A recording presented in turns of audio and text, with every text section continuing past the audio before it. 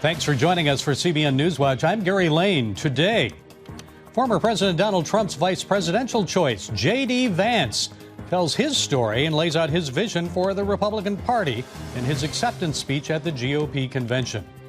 The Israelis say it is clear they oppose a Palestinian state, even as the Biden administration pushes for a two-state solution in the Middle East. And a major shift is underway in U.S. politics as Black Americans are moving away from the Democratic Party. We'll bring you a look at some of the reasons why. And a North Korean Christian tells of her escape from one of the worst persecutors of Christians in the world, North Korea, and the miracles that saved her. Those stories and more today on NewsWatch. This is CBN NewsWatch. We begin with the U.S. presidential race, where President Trump's choice for Vice President J.D. Vance introduced himself to the American public in his acceptance speech last night. He was once a critic of Trump, but now he's strongly ready to advance his agenda. And he shared his personal story, offering a different vision for the Republican Party's future. CBN's John Jessup has this report. After a parade of familiar faces, some from Trump's first administration. Good evening, Patriots. Others representing everyday Americans, the main event featured a debut performance of sorts. I'm overwhelmed with gratitude to say I officially accept your nomination to be Vice President of the United States of America. James David Vance, known by his initials JD, first paying homage to the resilience of former President Donald Trump, looking on from the stands at his election for VP. He can stand defiant against an assassin one moment and call for national healing the next. Playing up his Rust Belt roots, the Ohio native shined a light on the plight of his hometown and other cities he described as devastated by the effects of globalization. I promise you this, I will be a vice president who never forgets where he came from. A night leaning heavy on military service and sacrifice, Vance acknowledged his tour in Iraq as a Marine combat journalist. Semper Fi to my fellow Marines. Throughout the speech, he drilled down on the night's theme of American strength at home and abroad, targeting trade deals benefiting countries like China and Mexico, while also putting America's military allies on notice. We will make sure our allies share in the burden of securing world peace. I am grateful to all of you for the trust you have placed in him and in our family. Briefly sharing the stage with his wife Usha, a fellow Yale Law School grad, she helped to portray his softer side as a husband and a father of three. And he also received a resounding endorsement from the Trump family. A kid from Appalachia and a kid from Trump Tower in Manhattan. We grew up worlds apart. Yet now, we're both fighting side by side to save the country we love. Trump's campaign sees Vance reaching a younger audience and potentially drawing support from Silicon Valley, along with money from big tech donors.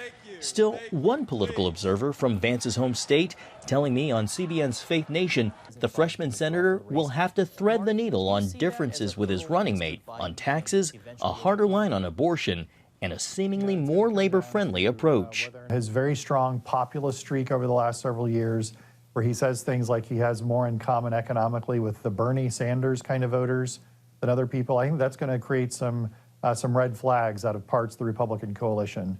But Wednesday's crowd in Milwaukee clearly approving of Trump's election. John Jessup, CBN News, Washington. While the Republicans are united behind former President Trump going into his acceptance speech tonight, the Democrats are in disarray, with news reports saying top leaders, Senate Majority Leader Chuck Schumer and House Speaker Hakeem Jeffries, are warning the president that he could cost his party congressional and Senate races across the country. The New York Times reports Biden is more willing to listen to arguments that he bow out of the race, but hasn't given any indication that he's changed his mind about staying in. The president trails Trump in the national polls and in key swing states across the country. Well, turning now to Israel, where the Knesset voted overwhelmingly against the establishment of a Palestinian state Wednesday, stating it would pose an existential threat to Israel and its citizens. The vote comes just days before Prime Minister Benjamin Netanyahu's visit to Washington for an address to Congress. The White House has been pushing for a two-state solution. Also yesterday, the group Human Rights Watch released a report confirming Hamas committed numerous war crimes on October 7th, including deliberate and indiscriminate attacks against civilians, including sexual and gender-based violence. The report states killing civilians and taking hostages were central goals of the attack, and not isolated incidents or plans gone wrong, as Hamas has claimed. Well, our CBN News Middle East Bureau Chief Chris Mitchell is with us now from Jerusalem. Chris, what else did Human Rights Watch say about the Hamas attacks on October 7th? Well, Gary, these are some of the things they said. They include deliberate, indiscriminate attacks against both civilians and civilian objects, the willful killing of persons in custody, cruel and other inhumane treatment, and then, as you mentioned, crimes related to sexual, gender-based violence, and then the hostage-taking. And not only that, and we heard about this just days after October 7th when we were down there on the border, Gary, mutilation of bodies, and then pillage and looting. On the other hand, there was some like Gerald Steinberg. He's the founder of the NGO Monitor. He slammed the report, not for what they concluded, but he says that for months, the Human Rights Watch has been demonizing Israel, accusing it of genocide, apartheid, starvation, and war crimes. And he also mentioned this comes out 9 months after October 7th.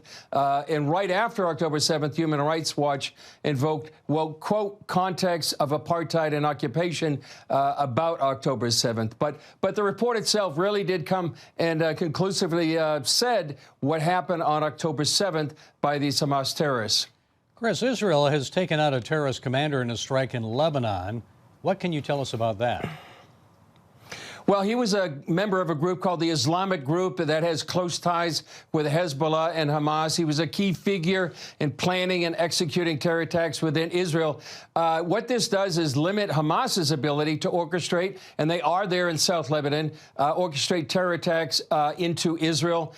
This seems to be a big part of Israel's strategy, Gary, to target Hezbollah leaders and other leaders like this one from the Islamic Group. And on the other hand, yesterday, Hassan Nasrallah, the leader of Hamas, he really has threatened to expand the range of attacks into Israel and then hit those cities and towns that haven't been hit yet. Right now, he's focused on many of those right on the border, like Metula, Kiryat Shimona, but they have gone as far south as Tiberias and the Sea of Galilee. And Chris, the Israeli Knesset took a vote on establishing a Palestinian state. Why did they do that?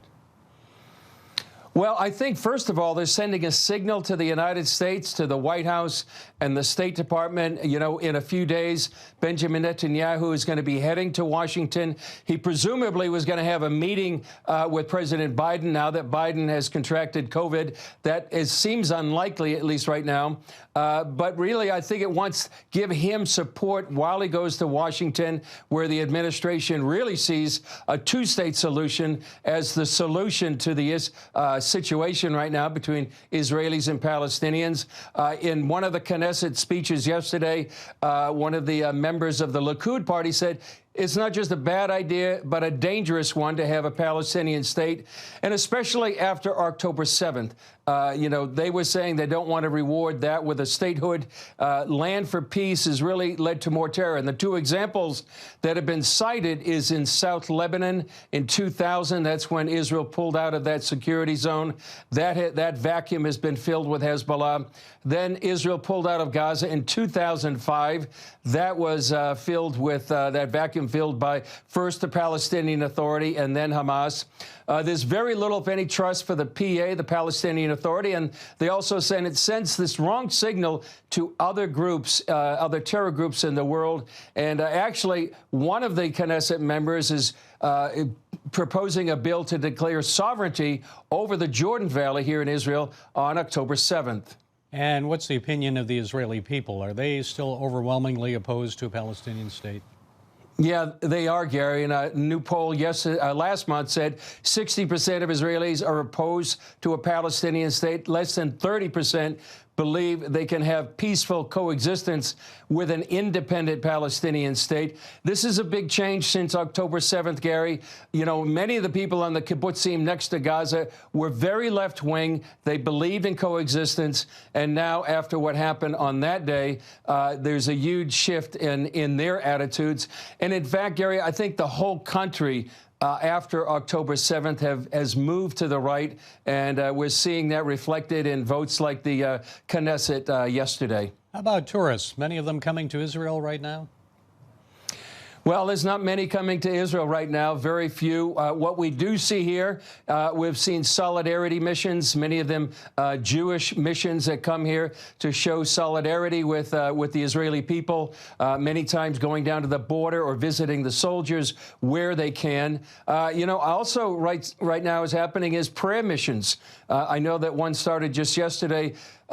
Intercessors coming here to go and pray for Israel during their time of, one of the most difficult times in their modern history. And so even though that, there's places that are in range, like I mentioned, in the Sea of Galilee. So what these people are doing, they're going to pray, and they're trying to stand in the gap spiritually for Israel for such a time as this. And they're motivated by the scripture that says in Psalm 122 to pray for the peace of Jerusalem. Okay, Chris Mitchell from Jerusalem, thanks as always. Prayer is so important, and know that people here are praying for you and our staff there in Israel. Thanks so much, Chris. Coming up here at home, a major shift is underway in American politics as a growing number of black Americans are no longer supporting the Democratic Party. We'll hear some reasons why when we come back.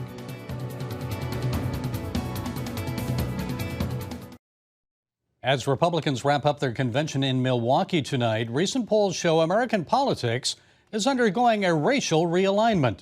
Fewer black Americans, especially men, say they support the Democratic Party. On this week's edition of The Global Lane, Cure founder and President Star Parker explains why and presents the latest findings on the state of black progress. African Americans in this country are doing very well. The majority of Americans live in the great middle class or better. The reason that we're seeing that shift that you just mentioned with a whole lot of younger black men moving from the Democrat Party is because these are the entrepreneurial parts of our society, of our community, if we can call it that. They're 2 generations away from the Civil Rights Act and the Civil Rights Movement. And while they appreciate all the accomplishments, they're living the American dream. 40% of African Americans live in the suburbs. We have equal or actually larger numbers of young black men, 18 to 24, in college than we do in jail. So we have progressed as a society. And so what this particular tome does, the State of Black Progress, is looks at the places we can do better. Star, I was on the cusp of my teen years when I marched with my parents for fair housing rights in Flint, Michigan in the winter of 1968. And more recently, we've had Black Lives Matter, diversity, equity, and inclusion. But where do you think they're worse off, and where do we have to make some progress?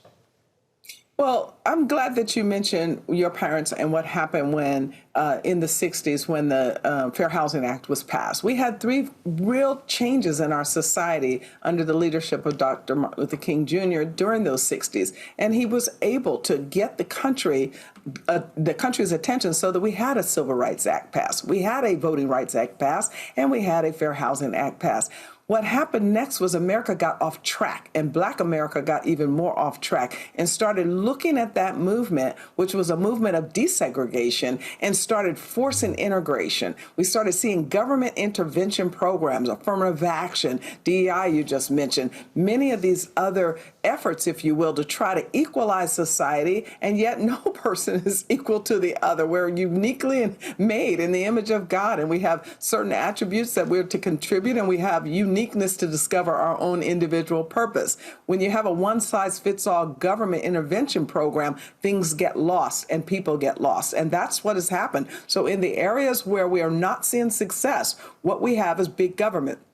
5 years after King's death, Roe v. Wade became national law. We had a war on poverty right in the middle of the civil rights movement. And what happened? Families started collapsing. When you don't have healthy family, you don't have healthy community. When you don't have healthy community, you do not have healthy schools. And therefore, it affects everything else. And so when you talk about what is broken and disproportionately in the Black community, we're talking housing policy, education policy, healthcare policy, and economic policy, to where the government thinks that working with unions is how we're going to do all employment. And it hits Black people really hard, these messages of big government. Well, a recent New York Times Siena College poll showed that 26% of Black likely voters say they intend to vote for Donald Trump this November, and that compares to about 5% during the same period in 2020. So why, in your estimation, has Donald Trump jumped in popularity with black voters up 21% over 4 years ago? The economy, inflation, illegal immigration. I mean, the concerns are the same when you're talking about middle-class America. Well, a lot of people think Joe Biden will not be on the ticket for the Democrats this fall. Who do you think would be a good replacement? Kamala Harris? Who? Well, I'm not going to talk about a good replacement because all these progressive left-wingers are exactly the same. They want big government and abortion, nothing more, nothing less. So we know that that will be the natural heir, of course, because we are all seeing the incapacitation of the president. And, folks are saying, well, it's not about if, it's just when. And I think that when we saw President Biden reach out to the Congressional Black Caucus, that was part of the conversation, that now it will be an acting president, Kamala Harris, with a vice president new in the next 4 months is the question that's still open, and or will she be their candidate, which many are saying yes, she will absolutely, for a variety of reasons, including that it is a Biden-Harris ticket, so all of their campaign money has to go to her. But I think that we should be clear that when you think about what Democrats represent, not only in their platform, but in all of their actions, it is against God and against God's anointed. When you think about the biblical worldview under attack, it is under attack because of Democrats. Okay, the book is A State of Black Progress, Confronting Government and Judicial Obstacles. Star Parker, thank you for sharing your insights. We appreciate you. You're so welcome. I look forward to being on again with you. Also on this week's episode of The Global Lane, who's to blame? A look at the multiple breaches of protocol moments before the assassination attempt on former President Trump. And ignoring life? The Republican Party's watered-down abortion platform. You can see it all on The Global Lane tonight on the CBN News Channel at 8 Eastern. You can also see it on the CBN News app or on YouTube. Still ahead, a Christian woman tells about her escape from North Korea and the miracles that saved her. We'll have her story right after this.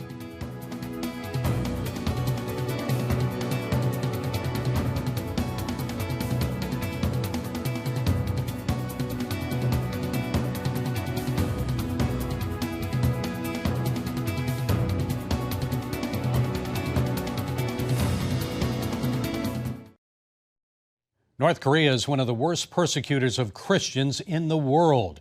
Thousands of people from all walks of life flee the Hermit Kingdom every year, including a former military official. She tells CBN Asia correspondent Lucille Toulousan about her harrowing experience and the miracles that saved her. During the Great North Korea Starvation in 1998, Mrs. Son served in the military as caretaker of supplies and later as broadcaster of the Chuche, North Korea's propaganda outlet. My father was the provincial governor and bribed the military officer with a pig so I could get in the military, because it was a way we can get food rations and not starve like the rest of the country. But things got bad when my father lost the elections. He became very sick and died. My brother was detained and died of starvation in prison. In order to survive, Mrs. Son and her mother escaped to China. We swam across the Tuman River for 2 days and bribed the North Korean soldiers and brokers in China. There, we found a Christian church who helped us. After a few months, Chinese police began to trail them.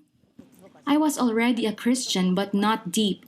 But I knew it was God who protected me and instructed me to hide and hold onto the underbars of a truck. I got away, but my mom was taken back to North Korea. I went back to rescue her, only to find out that she suffered and died in prison because she did not deny her Christian faith. Mrs. Son returned to China, where she married a Chinese Christian.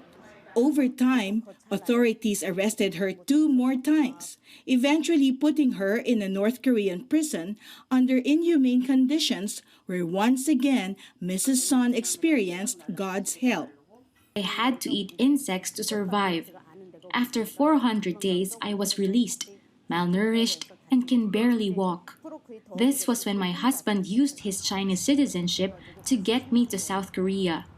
Here, Mrs. Son joined the Sopyeong Church where she grew in her Christian faith.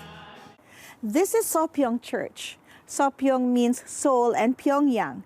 Many of its members are North Koreans whom they helped settle in South Korea. They envision a unified North and South Korea by spreading the gospel in North Korea. It is impossible to reunite politically because of different cultures and backgrounds. Therefore, reunification can only happen through faith. During the starvation, many North Korean defectors escaped to China. Many believed Jesus, received Christian education in other countries, and became missionaries in North Korea, where there are now about 600,000 Christians in underground churches. Many Christians in South Korea who are praying for reunification believe it will happen in 5 years. North Korean Christians like Mrs. Son can help make this happen. I want to thank my mom and be like her. I am also dedicating my life to serve Jesus Christ and spread the gospel and worship Him until I die. Lucille Telusan, CBN News, Seoul. Coming up, a school bus driver sets a world record. We'll tell you what it is when we come back.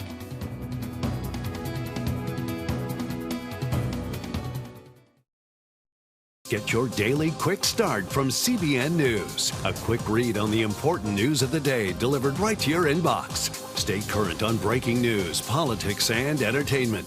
Go to quickstart.news and subscribe today. A decades-long commitment to driving school buses earned one Minnesota man an impressive new title. Jim Opegard now holds the Guinness World Record for oldest bus driver at 94 years old.